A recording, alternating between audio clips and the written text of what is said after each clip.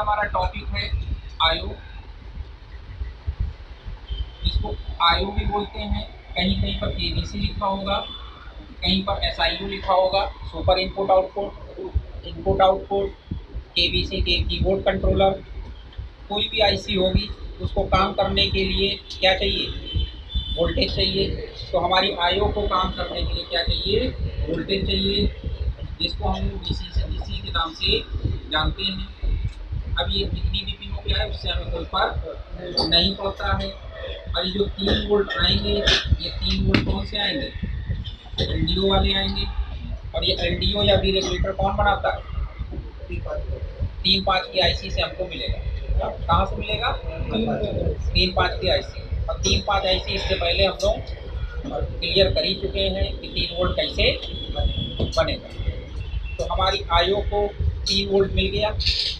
इसकी कोई ना कोई पिन ग्राउंड होगी, उसको बनाए या ना बनाए उससे कोई फर्क नहीं पड़ता। हर एक आईसी की कोई ना कोई पिन ग्राउंड होगी, उसको चेक करने की भी जरूरत नहीं है। तो आईओ को क्या मिल गया? वोल्टेज मिल गया, ग्राउंड मिल गया। उसके बाद आईओ को काम करने के लिए क्लॉक सिग्नल चाहिए। क्या चाहिए? इसके लिए कंपनी एक क्रिस्टल लगा देगी जो कि 32.768 किलो हर्ट्ज का होगा। कितना होगा? 32 किलो हर्ट्ज का होगा। ये क्रिस्टल लगा हुआ। कुछ मॉडल्स के अंदर मतलब 90% के साथ में आपको ये क्रिस्टल मिलेगा। कुछ मॉडल ऐसे होंगे कि जिसके साथ में आपको ये क्रिस्टल नहीं मिलेगा। इसके लिए क्रिस्टल के लिए जो क्लॉक सिग्नल है, क्योंकि हमारी जो एक और आईसी आगे लगी होती है जिसको हम चिप या पीसीएन बोलते हैं, कंपनी क्या करती है उसके साथ में जो क्रिस्टल लगाती है उससे क्लॉक सिग्नल ले। तो अभी आगे जब चिप की बात करेंगे तब उसकी हम लोग बात कर लेंगे। ठीक, बात समझ में? तो अगर किसी मॉडल में कंपनी ने क्रिस्टल नहीं लगाया तो वहाँ पर आपको क्या मिलेगा? सस क्लॉक मिलेगा। क्या मिलेगा? सस क्लॉक। या तो क्रिस्टल लगा होगा तो कोई दिक्कत नहीं। ठीक, क्रिस्टल जो हमारा होता है उसका काम होता है एक फिक्स फ्रीक्वेंसी बनाना। फिर क्या बनाना? अगर 32.768 का क्रिस्टल है तो वो क्या कितनी फ्रीक्वेंसी बनाएगा? 32.768 किलोहर्ट्ज की फ्रीक्वेंसी बनाएगा। अगर मान के चलिए किसी मॉडल में या किसी भी इलेक्ट्रॉनिक सर्किट में या डिवाइस में 26 मेगाहर्ट्ज का क्रिस्टल लगाया तो 26 बनाएगा। जितनी वैल्यू का क्रिस्टल होगा उतनी वैल्यू की फ्रीक्वेंसी बनाएगा। तो यहाँ पर जो हमारा क्रिस्टल लगा होगा जो भी आयो के साथ में उसको 32.768 किलोहर्ट्ज की फ्रीक्वेंसी का क्रिस्टल लगा होगा। अगर हमारा ब्लैक कलर का मदरबोर्ड में लगा हुआ है क्रिस्टल तो उसके ऊपर 32.768 लिखा होगा।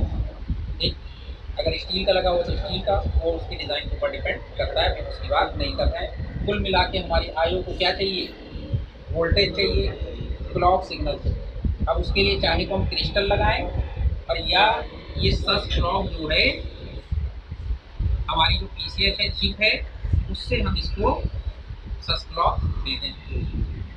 ठीक, या तो ये क्लॉक कौन दे देगा? क्रिस्टल दे देगा। अगर क्रिस्टल नहीं है तो ये कोई दूसरी चिप होगी वो इसको सस क्लॉक दे देगी, यानी क्लॉक सिग्नल दे देगी। उसके बाद में क्या होगा? ये जो हमारी आईओ है इसको वोल्टेज मिल गए, क्लॉक मिल गए। अब इस आईओ को हमारा एक रीसेट सिग्नल भी चाहिए होगा।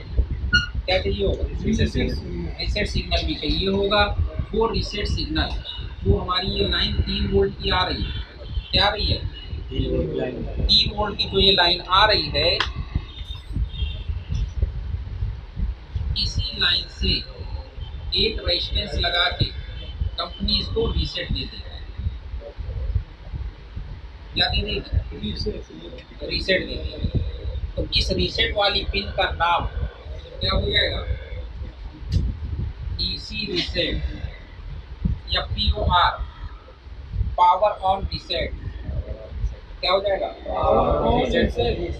या अगर जो आईसी लगी हुई है उस आईसी का नंबर लिख के कंपनी लिख देगी। मान लो 3930 आईसी लगी हुई 3930 रीसेट। ठीक, बात समझ में नहीं आई? आ गई। तो तो इस पिन का नाम क्या क्या हो सकता है, इसी इसी reset, reset, power on power reset, या आईसी का नंबर दे के रीसेट। लेकिन देखना ये है कि जो भी रीसेट पिन है वो किससे जुड़ी होगी, 3 वोल्ट वाली लाइन से जुड़ी होगी, क्योंकि इस पिन पे हमको क्या चाहिए, 3 वोल्ट। तो 3 वोल्ट का भी हमारे पास सिर्फ एक ही ऑप्शन है कि यही 3 वोल्ट आ रहा है, तो एक रेजिस्टेंस लगा के यहाँ से 3 वोल्ट दे दिया जाएगा, तो रीसेट वाली पिन पे भी 3 वोल्ट मिलने चाहिए। अगर ये रेजिस्टेंस हट गया तो इसको रीसेट नहीं मिलेगा। तो इसका मतलब ये है कि रीसेट वाली पिन को अगर हम बैक ट्रेस करेंगे तो कहाँ से आएगा, इसी लाइन से आएगा। कहाँ से आएगा, इसका मतलब जो 3-5 आईसी ने 3 वोल्ट एलडीओ बनाए हैं वो यहाँ भी जाएंगे और साथ में एक रेजिस्टेंस के थ्रू यहाँ पर भी चले जाएंगे। ठीक, तो अभी हमारी आयु को क्या मिल गया, रीसेट मिल गया। और दूसरी चीज जो हमने बायोस देखी थी कि जो भी हमारी बायोस लगी थी, बायोस कौन सी लगी थी, एसपीआई लगी थी, क्या लगी थी, एसपीआई लगी थी। तो जो भी हमारी एसपीआई होता है, एसपीआई के अंदर क्या होगा, कौन कौन सी पिनें होंगी,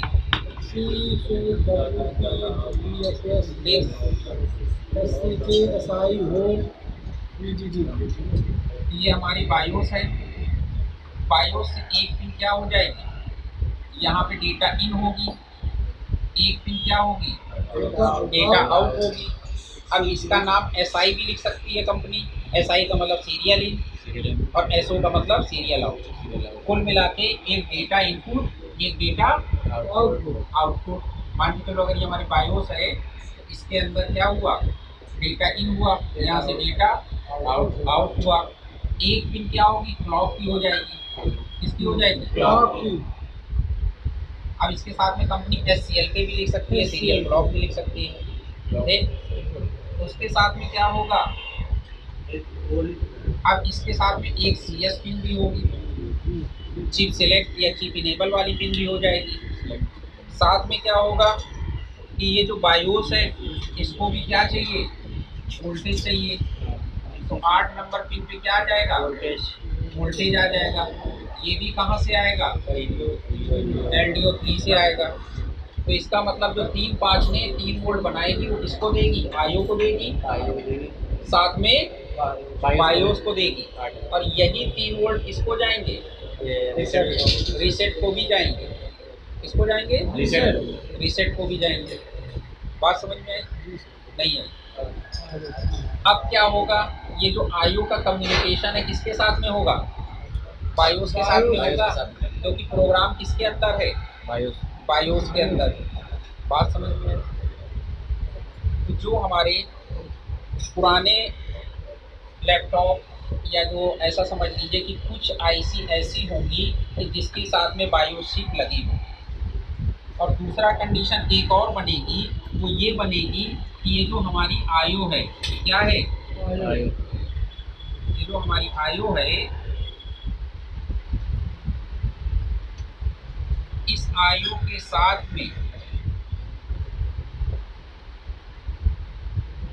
बायोस नहीं लगी, पुराने मॉडल नए मॉडल।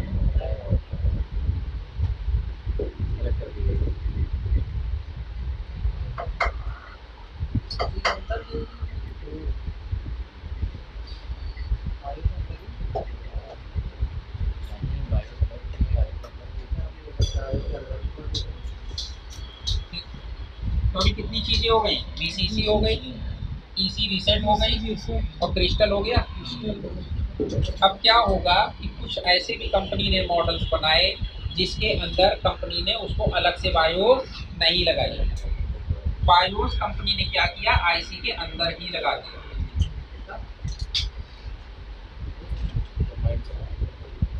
तो अब हमको बायोस बाहर देखने को नहीं मिलेगी।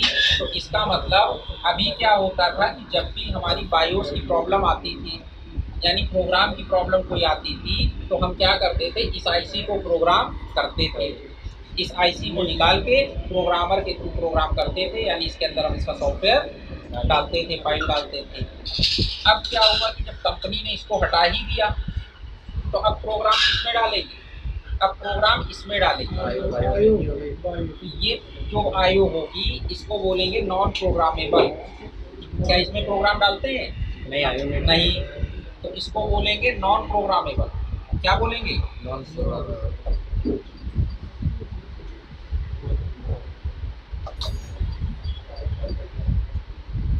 और ये हमारी क्या हो जाएगी? मतलब इसके अंदर ही प्रोग्राम है। तो अगर हमने मार्केट से किसी लैपटॉप के अंदर अगर हमारी आयु खराब हो गई है, जब भी हम चेंज करेंगे तो हमें उसको बायोस यानी उसको प्रोग्राम भी करना पड़ेगा। क्यों? क्योंकि हो सकता है कि ये जो आयु का नंबर है ये HP में भी लग रही हो, लिनोवो में भी लग रही हो या डेल में भी लग रही हो, तो कंपनी क्या करेगी? ब्लैंक देगी। क्या करेगी? ब्लैंक देगी। तो अगर उसने कहा कि HP के फला मॉडल में XYZ जिस मॉडल में लगाना उस मॉडल की फाइल डाल देना, लिनोवो के जिस मॉडल में लगाना तो डाल दे, डेल में के जिस मॉडल में लगाना तो उस मॉडल की फाइल डाल दे। आ गई बात कि नहीं आ गई? आ गई। तो ये IC क्या है? इसको प्रोग्राम करना पड़ेगा। अगर आपने मार्केट से या कहीं से भी IC ली और ले के लगा दिया, लैपटॉप चालू नहीं है, आपको इसको क्या करना पड़ेगा? प्रोग्राम भी करना पड़ेगा। क्यों?